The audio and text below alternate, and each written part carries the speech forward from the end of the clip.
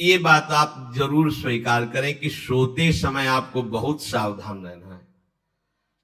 और प्रायः गलती सोते समय करते हैं उपासक की, कोई प्रपंच की बात याद करते हुए या मोबाइल देखते हुए या कोई गंदी चेष्टाओं का चिंतन, आपकी रात बेकार चली जाएगी।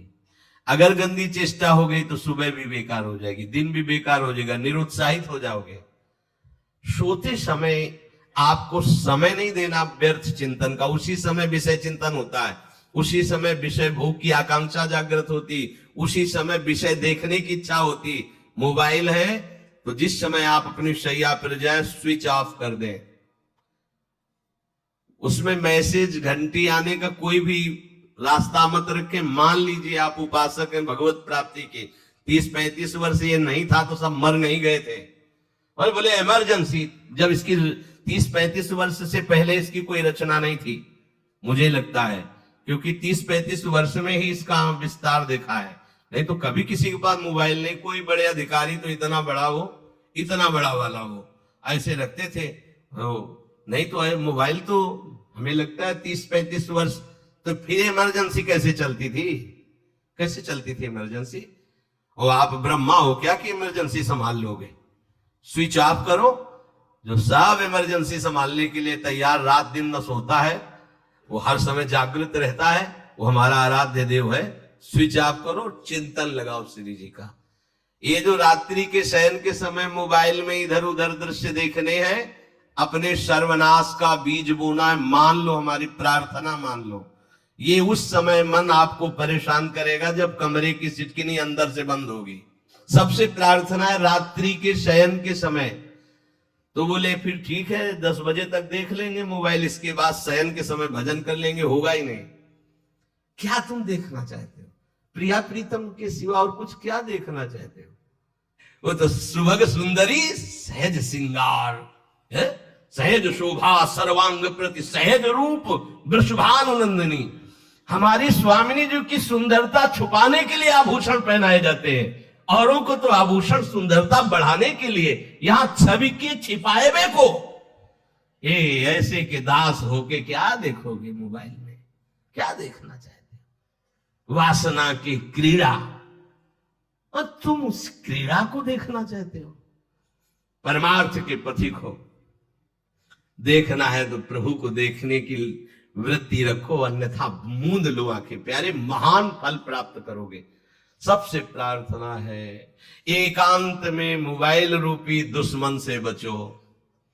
क्योंकि जब आप गंदी बात कहीं देखोगे तो आपके अंदर वैसे ही चिंतन बनेगा, वो ऐसे ही लगेगा मैं भी ऐसा करूं, मैं भी ऐसा भोगूं, मैं भी ऐसा देखूं। मान लीजिए आप, जब हमारे शास्त्र कहते कि पशु पक्षियों के मैथुन को भी नहीं देखना है, अगर ऐसा एक बार दृष्टि पड़े तो मानसिक प्रणाम करके दोबारा दृष्टि ना देना। और आप मोबाइल में ऐसी चेष्टाएं देखोगे, कैसे आप भगवत भजन करोगे? कैसे भगवत प्राप्ति का उद्देश्य रख पाओगे? ये कलयुग की बहुत महीन चाल है कि उसके बिना काम नहीं चलेगा और हम तुम्हें काम से युक्त कर देंगे। इसके बिना काम चलेगा नहीं, तुमको रखना पड़ेगा। और जब तुम इसे रखोगे तो हम काम अपना कर लेंगे। कलयुग ने कहा हम अपनी व्यवस्था बना लेंगे। यहां कह रहे जब आप नींद में जा रहे हैं तो बिल्कुल मानो मृत्यु शैया पे जा रहे हैं। आपको उस समय नाम जप में बहुत ध्यान देना है, कहीं मन बहक ना जाए। तो क्या होगा, 5-6 घंटे जो आप लेटोगे ना, वो भी भजन हो जाएगा। हमारा जो सततम योमाम स्मरति नित्यशा है ना, ये पूरा हो जाएगा। नहीं, उस समय हम सो जाएंगे तो हमारा 6 घंटे का भी योग हो गया, 6 घंटे भजन रुक जाएगा। और ये 100% पक्की बात अनुभव की कहते हैं, यदि सोते हुए भजन करोगे तो जगते। कई बार तो पकड़ा है कि अगर आधे पद में बेशुद्ध हो गए तो वो पद पूरा जगते ही शुरू हो गया है। मतलब बीच में स्थिति भागवती की रही। जैसे बेहोश करते समय हमने कहा था जब ऑपरेशन के हमें बता देना, तो उनका बाबा भी इंजेक्शन लगाने वाले हैं, तो 1 मिनट हमें केवल दीजिए, अपनी चित्तवृत्ति। तो जब होश आया तो वही पहले चिंतन चल रहा था, वही चिंतन। जैसे सोने के समय हम बेहोश हुए तो जगने के समय वही चिंतन, ऐसे ही इंजेक्शन से जब बेहोश हुए और जब होश आया तो वही चिंतन चल। बहुत बड़ा चमत्कार अभ्यास का है। नींद खुले तब से लेकर गाढ़ नींद आने तक स्मरण में कभी रुकना नहीं। और आपको एक छूट दे रहे हैं। कभी कभी क्या होता है कि एक मंत्र में, एक नाम में जैसे बहुत देर अभ्यास करते हैं तो मन उबने लगता है। इसका स्वभाव है, ये अनुभव की बातें कहते हैं। इसका स्वभाव है नवम नवम, नहीं तो ये मतलब, तो इसको हम लोगों ने कैसे फंसाया है। जैसे गुरु मंत्र जप रहे, अब 2-3 घंटे लगातार गुरु मंत्र जप, अब इसको उबन बढ़ी, अभी छोड़ रहा है, बीच बीच में पता चलता है छोड़ना चाहता है, छोड़ रहा है, तुरंत इसको नाम में फंसाया। अब थोड़ी देर नाम में चला, फिर उबरा, बहुत विचित्र है ये। अब उसको फंसा दिया, उस पीछे की बात अभ्यास के समय। नमामि समीशान निर्वाण रूपम विभुम व्यापकम ब्रह्मवेद स्वरूपम। चिंतन, पद गायन कर रहे, ये भगवान शिव पद गायन कर रहे हैं, उसका चिंतन। निर्वाण रूपम विभुम व्यापकम ब्रह्मवेद स्वरूपम। अब अपने यहां अवसर है, सुंदर सुंदर कोई पद गुरु मंत्र जब करते हुए मन जब उबने लगे, राधा वल्लभ श्री हरिवंश, राधा वल्लभ श्री हरिवंश, राधा वल्लभ श्री हरिवंश, इसमें भी उबने लगे।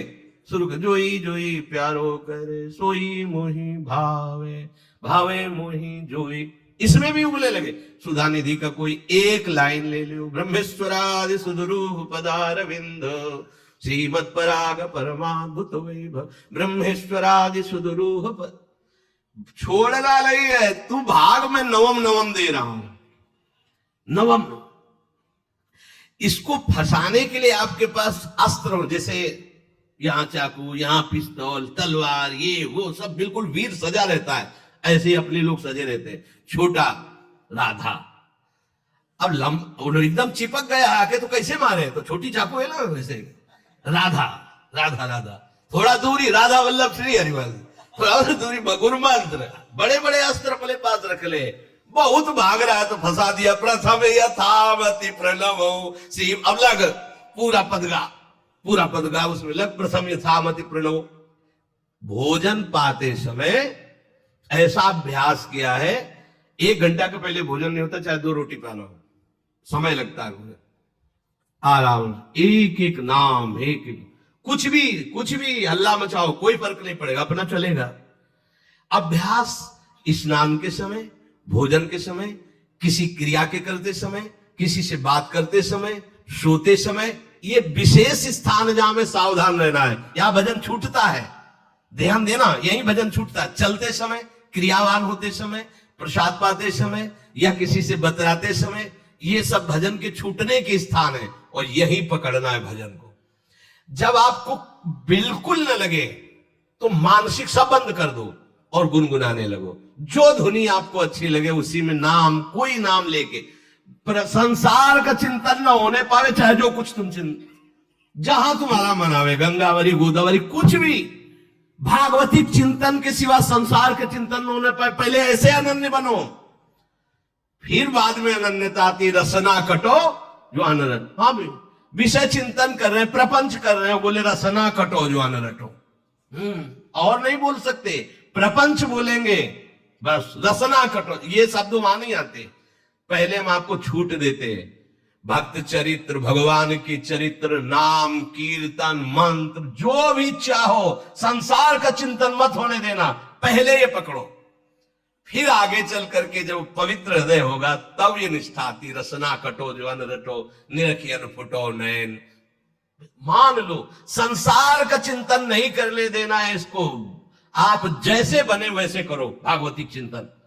कोई नाम ले लो, कोई मंत्र ले लो, तुम्हें जो प्रिय लगे। हम छूट देते हैं, ये नहीं करें कि रसना कटो जो अन रटो, ये बाद की बात है। हमें पहले इसका संसार चिंतन रोकना है। कैसे छूटेगा, कैसे छूटेगा, हमें ये पकड़ना है। नहीं तो निष्ठा की बात, जो हरि नाम जगत त्रिशिरोमणि वंश बिना कबहू। हरिवंश बोलेंगे नहीं, हरि बोलना नहीं है, हरि बोलना नहीं, क्योंकि जो हरिनाम जगत शिरोमणि वंश भी, हरिवंश बोलना नहीं है क्योंकि प्रपंच में रहती है। तो क्या करो, जो तुम्हें प्रिय लगे पहले उसे पकड़ो। ये हम अंदर की बात कह रहे, प्रवचन की बात नहीं कह रहे। मन को फंसाना है हमें। राम कृष्ण हरि जहां लगे इसको लगा, पहले इसको फंसाओ, संसार का चिंतन न होने दे। गीता भागवत भक्त चरित्र कुछ भी कहीं भी इसे फंसाओ, पहले संसार का चिंतन न होने दो, फिर लाओ इसको घुमा के निकुंज वाटिका में, फिर तो भागेगा ही नहीं, फिर नहीं भागेगा। अब सीधे निकुंज वाटिका में किसी महाभाग्यशाली गुरु आश्रित का लगेगा, अन्यथा बहुत प्रपंची मन है। आप आश्रय इधर का लोगे, प्रपंच का चिंतन करोगे, बात बनेगी। चिंतन छोड़ना है हमें, जैसे बने तैसे संसार का चिंतन छूट जाए तो हम विजय को प्राप्त होंगे। ध्यान दीजिए, इस परमात्म तत्व को वही प्राप्त कर पाता है जिसका राग बीत गया है, खत्म हो गया है, वैराग्यवान। ज्यादा परिश्रम नहीं है वैराग्य में, विवेक नहीं होने के कारण हम वैराग्य नहीं धारण कर पाते। हम बाहरी बातों को वैराग्य ले लेते हैं, ऐसा कपड़ा बदल लेना या कपड़ा ना पहनना या लौकी का कमंडल, मिट्टी का पात्र, तो हम अपने को वैरागी। बात यहां नहीं रुकेगी। वैराग्य का इतना ही मतलब, ये भी एक बाह्य अंग है वैराग्य का, पर वैराग्य का सच्चा स्वरूप है वीतरागा। कहीं कुछ भी अच्छा नहीं लग रहा, कोई भी सुख आकर्षित नहीं कर रहा, लोक लोकांतर की प्रतिष्ठा, मान, सुख, ऐश्वर्य, व्यक्ति कुछ अच्छा नहीं, राग खत्म हो गया। ऐसा उस अक्षर ब्रह्म को, अविनाशी तत्व को जान पाता है। जगते भयो फिरे बैरागी, जैसी हरिवंश प्रपंच बंच सब ये काल ब्याल को खायो। हालत यह है कि जैसे सांप ने मेढक को पकड़ रखा और मेढक सामने पतिंगा को, कीड़े को पकड़ना चाहता है, उसे ये पता नहीं कि मैं खुद किसी का कवल बन चुका हूं, वो एक झटके में मुझे अपने पेट में ले जाएगा। ऐसे ही हम सब हैं, काल के द्वारा ग्रसित है। काल ने हमें पकड़ रखा है, पर हम भोग भोगना चाहते हैं, हम नाना प्रकार की मान प्रतिष्ठा पाना चाहिए। ये पता नहीं एक झटके में हमारा अस्तित्व ही खत्म हो जाएगा। जिनके अंतःकरण में किसी भी व्यक्ति, वस्तु, स्थान, पद, प्रतिष्ठा का राग ही नहीं रह गया है, उसे कहते हैं वैराग्य वान। वीतरागाहा, राग ही नहीं है। जिनका अंतःकरण निष्पाप निर्मल हो चुका है, जिनके हृदय में केवल भगवत प्राप्ति की उत्कट लालसा जागृत हो गई है, ऐसा साधन संपन्न उपासक परमात्म तत्व में प्रवेश पाता है। अध्यात्म मार्ग की ऊंचाई पर वो स्थित हो जाता है। यदि छंतो ब्रह्मचर्यम चरंती, जिनकी इच्छा एकमात्र भगवत प्राप्ति की है, यदि छंतो, उनको क्या करना होगा?